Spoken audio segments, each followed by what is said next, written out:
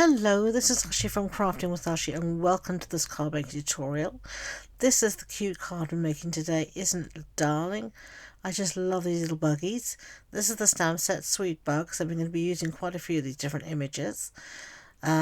I just love this, and I think it's a bit like Marmite. You either love it or you hate it, and I absolutely adore it.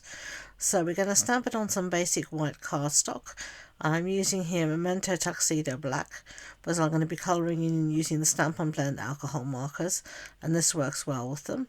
So there we go, we're going to stamp, and then I'm just going to do it one more time for luck, and I'm just have everything in the stamping tool. I'm going to be switching over soon to use the Stampin Up new stamping positioning tool, but I haven't done it as yet. Right, so there we have all of our little buggies, and now we're ready to get colouring. Now all the colours I use today will be listed and linked in the description box below and on my blog, and you can find all those links in the description box. So I'm just going with my dark colour here, and off the top of my hat this is Granny Apple Green. I tend to go in with my darker colour, and then I tend to come in with my lighter colour and blend everything out, and then if I need to I'll go back in with the dark and add some extra shading if I feel I've blended it out a bit too much. So you can see here we've done our buggies. Now we're moving on to this giant leaf that he's using as a parasol. Well, that's how I'm looking at it, and I've used Shaded Spruce here. Now Shaded Spruce is a lovely green. It looks more like a blue here unfortunately on the camera, but it actually is a green, and you'll see that in the still shots, and you can see photos of the card obviously on the blog posts, so do check that out. So you can here see me outlining the edge and then adding in the shading, and here I'm going to go with, I think this is either Real Red or Poppy Parade. I used either, and then I'm using some Smoky Slate because I didn't want to use it to be too dark on my bugs' faces, but I still wanted to see them. So very easy colouring, just adding, using my darker colour to add shading where I think it might need it, and then going with a light to blend it out. And I love this little pop of blue, the little book that the ladybird is reading. It's just so sweet. And now let's do a little bit of on the bee. And sorry if my head's in the camera at times, but I tend to colour quite close to my originals. And now for the wings, I tend to use soft sea foam because I find it's a very light colour, and that's what I tend to use where I want to sort of simulate water or snow, or in this case the light reflecting through the wings. And here I'm using, I can't remember if this is Pretty in Pink or Flirty Flamingo, just to colour my flowers. And now some crumb cake for the stalks of the mushrooms, toadstools, and then I'm going to use my red here. You can see here I'm just putting it along the edges where I think they'll hit, the shadows will hit, and then I'll just blend that out with the little red. Really simple, really easy colouring. Now I'm going to cut those out using the matching dies, and by the magic of video editing they're all cut out. Aren't they just so cute? So now I'm going to start to work on our base, our background. So I'm going to use a little bit here of what you call it, balmy blue, and a very light hand. You can see I'm starting off the cardstock and then working inwards, taking quite a lot of the ink off before I get to the paper. So I have a very light hand and only building the colour up gently. I can see from the camera it's washing it out quite a bit. You can't see it so well unfortunately, but it definitely is there. If you compare it to the plain white, you'll see. I think you can sort of see there. I don't want too much, I just wanted to give a little feeling of blue. And then along the bottom here I'm going with some lemon lime twist. I'm about to say parakeet party, but that is a long gone in colour. It's lemon lime twist to give a little illusion of green. So now we have our background done. Now next thing I want to do is I want to stamp my sentiments.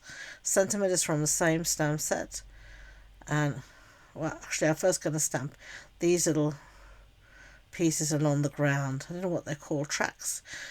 and I'm stamping them sort of some off the page, some high, some low, just sort of give some idea of movement there. And then this time we are going to go for our sentiment. So I'm going to use my grid paper to line this up, and the sentiment is hello friend. Now one tip or trick is that if your sentiment won't fit on your block rather, fit it on the diagonal, and it'll just give you a little bit extra room to play about with. So I'm just putting down my pieces where I think I'm going to want them, and not sticking them down, I'm just arranging them, and the reason I'm doing that is so I can see where I'm going to put my sentiment. So I know now, so I can move it all, and I'm just going to put that down. Hello friend. Yeah, not too bad, and I even managed to get it sort of straight, which is quite a miracle for me. Right, time to start to put our card together. So as you can see here, I have a little bit of what I used here, scraps. So I'm just using a piece here. This is Balmy Blue, and this was the family stack of pattern paper.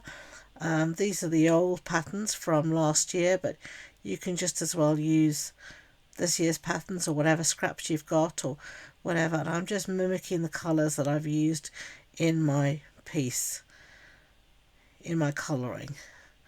And the reason I did this was just I thought it gave just a little border at the end, almost like a bookbinding effect. So I'm going to put the one down, and then the second piece is a much thinner strip, and then I'm going to use my scissors just to cut off the overhang. That's how my scissors always get full of gunky glue. But there you go. Right, so our card base here is Old Olive, and I'm going to put a piece of basic white on the inside. Now this is a standard A6 card base. That's an A4 sheet cut in half and then folded in half. Right, and then I'm going to stick my basic white on the front here, the panel we've been working on, just checking it fits. Always good to check before you put the glue down. Don't ask me how I know that one. The voice of experience here.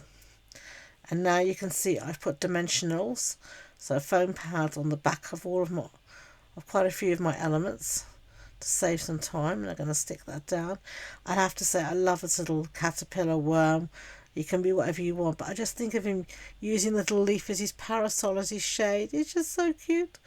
Oh, I love this set, I really do. It's different, it's whimsical, it's fun, and it's not just same florals, it's just something different, and I love it for that. Right, let's put the little ladybird reading her book. I mean, why wouldn't a ladybird read a book? I mean, you know. I have to say, I love reading. My house is full of books. It's just as much craft stuff I've got books. I absolutely adore them. I read anything and everything. I love to learn. So this is really... And I also love to do art journaling, I should say. And I think this set would be perfect if you're an art journaler, because it gives you so many different focal images, ways to build that scene when you're art journaling. I think it's just perfect. Right, let's put our little bee down, coming to get a drink of nectar. And there we go. So there are our cards done, featuring the Sweet Bugs stamp and die set. If you've enjoyed this video, please don't forget to give it a big thumbs up and hit that subscribe button. So until next time, enjoy being creative. Bye.